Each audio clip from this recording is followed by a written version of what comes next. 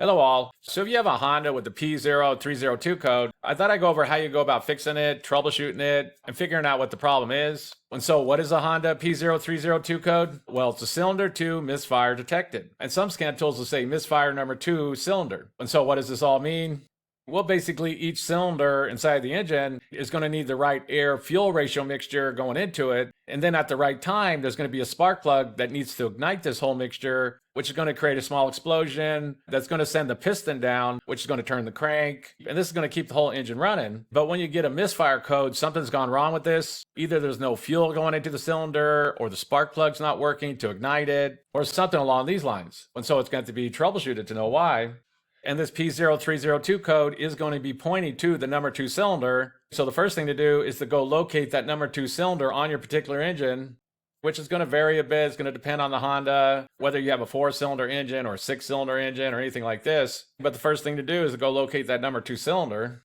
And one thing to note about this P0302 code is that if you're getting any other codes, be sure to pay attention to that, because that could point to something else going on with the engine, something else that's causing this P0302 code. So for example, if you're also getting like a P0301, P0303, P0304, basically like a lot of other misfire codes, then that's going to point to something that would affect the whole engine, like a bad fuel pump or a bad sensor or something like that. But if you're only getting a P0302 code, then that's going to point to something that's just specific on that cylinder. So for example, like a bad spark plug or a coil or injector.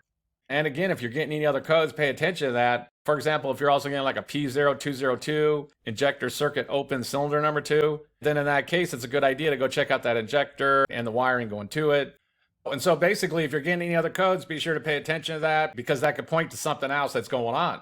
And so what would be some possible causes of a Honda with the P0302 code? Well, there could be some kind of problems going on with the spark, basically like the spark plugs, the coil, or the wiring. There can also be some kind of problems with the fuel, which is mainly the fuel injector or the wiring going to it. And it's also possible that there's some kind of mechanical problem going on, although that isn't too common. But if there is like a bad valve, bad rings, or a bad head gasket, then that can cause problems. And just to show you real quickly, the most common reported causes for a 2012 Honda Accord with the 2.4-liter engine is going to be the spark plugs and the ignition coil. Other things can also cause this, but those are the most reported causes. And of course, there's different Honda engines that there can be differences with. But just to give you an example of the most reported causes for this particular Honda. And so how would you go about troubleshooting a Honda with the P0302 code? Well, the main things to check for on cylinder number 2 is going to be to make sure that you're getting spark to that cylinder and that fuel is going into that cylinder. And so there's going to be a few different ways to go about doing this. You can remove that spark plug and check to see if it looks like it's good. You could even match it to a spark plug burn chart and check to see how it's burning. If it looks bad, it might be a good idea to go and replace it. One thing to mention is that if you do go to replace parts on your Honda, try to get OEM parts if possible. For example, like NGK, that is the manufacturer that makes the spark plugs for Honda. Also like Denso for like fuel injectors and things like that. It's usually a good idea to try to replace these parts with OEM parts when possible. I know sometimes that won't be possible, but sometimes these third-party aftermarket components, sometimes they cause problems. You can also check out that coil and be sure that it's good. If you have single injection coils like this, then you can't swap it out with a good cylinder and then see if the problem follows. If you have a coil pack, there's low-cost test lights that you can use to be sure it's getting spark. Basically, one side plugs into the spark plug, and then the other side into the spark plug wire. You start up the vehicle, and if it's working, if you're getting spark, then you'll see inside of here, there'll be a little spark going on. But these are low-cost test lights that you can use to get online or at automotive stores or different things like that. Again, there's a few different ways to test to see if you are getting spark to that cylinder. But the first thing I would do is I'd be sure that you're getting spark going to that number 2 cylinder. And the next thing that could cause this is some kind of issue going on with the fuel injector on cylinder number 2.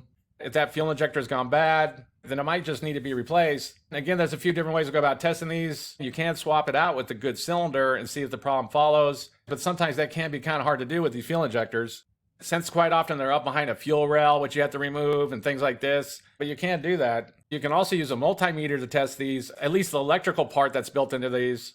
And basically to do this, you use ohms, because these fuel injectors, they have a little coil inside of there. And whenever power goes to them, they're going to get energized, which is going to pull up on a magnet, which is going to inject fuel into that cylinder. So you can't test this coil inside of here with the multimeter using ohms. This won't test the mechanical part of the fuel injector, but it will test the electrical part of it.